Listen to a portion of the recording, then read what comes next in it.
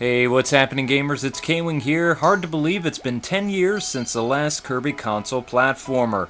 This game was actually developed by Goodfeel and HAL Laboratories and released in October of 2010 for both Japan and the US.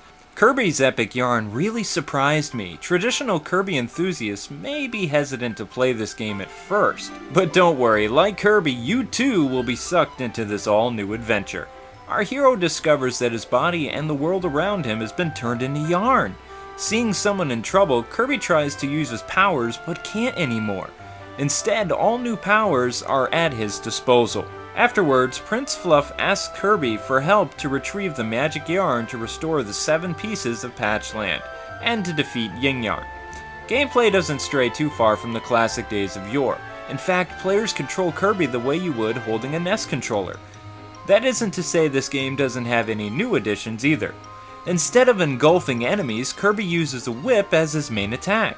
Whipping is a crucial part of the game's mechanics, whether it's defeating enemies, turning them into deadly projectiles, changing the environments within the level itself, or just swinging like Pitfall Harry. Kirby has other new abilities as well, like getting a boost of speed by turning into a car or sled, smashing enemies like an anvil, becoming a submarine under the water, or gently floating down to Earth as a parachute.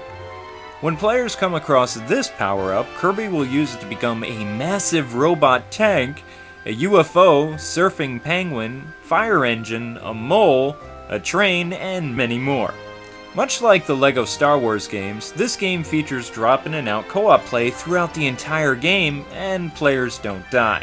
Instead, players will lose your beads when you get hit or when you fall off the stage. And once you beat the level, you will be graded by how many beads you held onto. The game will grade players with a medal status from bronze to gold.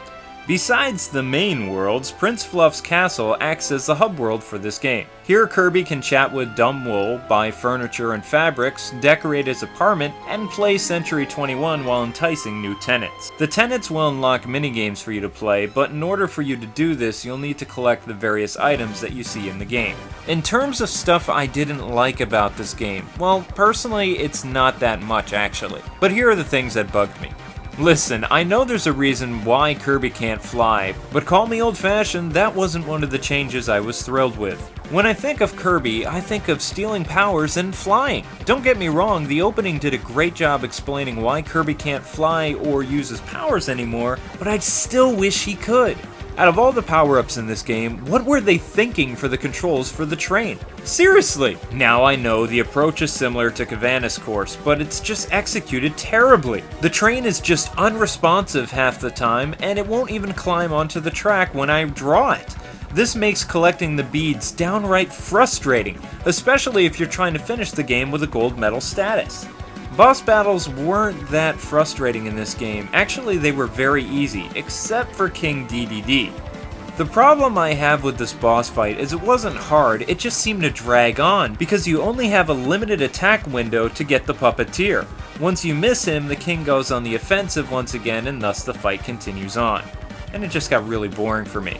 The final issue I have with this game is the lack of difficulty. Look, I get what Goodfeel is trying to do with not being able to die, but with that in mind, they could have made the game just a little bit harder. Kirby games, while super cute, are also infamous for their punishing difficulty, especially the Dreamland series, folks. Epic Yarn feels out of place for a Kirby game, it just does, since no time limit or fear of death exists. Epic Yarn seems to come out childish to current-gen gamers because of this, and that's a dire shame. Because even with this game's minor flaws, Epic Yarn has a jar filled to the brim with awesome sauce ready for you to dig into.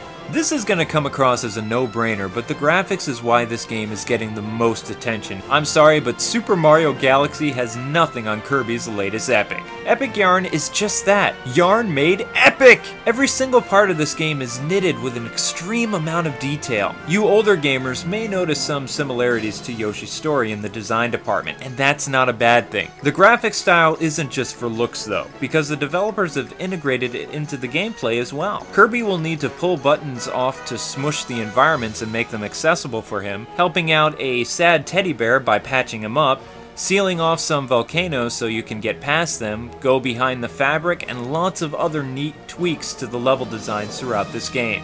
Players will also notice lots of awe-inspiring designs and themes that make up this quilted world. If I had to play favorites, I would say the water and ice worlds impress me the most. But the space world gets an honorable mention for me for the clever puzzles and unique gravity aspects. Gameplay is another part of this game that really shined for me. It is so simple and easy to pick this game up and play right at the start. The developers really succeeded in making this game feel like a Kirby game, yet at the same time made the platforming aspect feel fresh and exciting. I loved how the developers kept you guessing about what level you were going to come across. Frankly, adding a second player into the mix just made this game even better, if that was possible.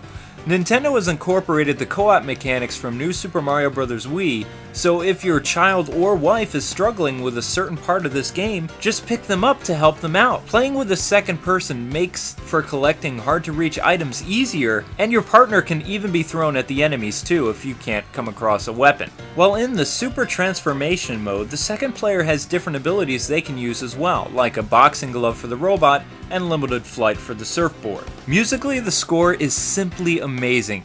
Epic Yarn is seaming with lots of great new compositions, and even some familiar tunes, which made me really happy.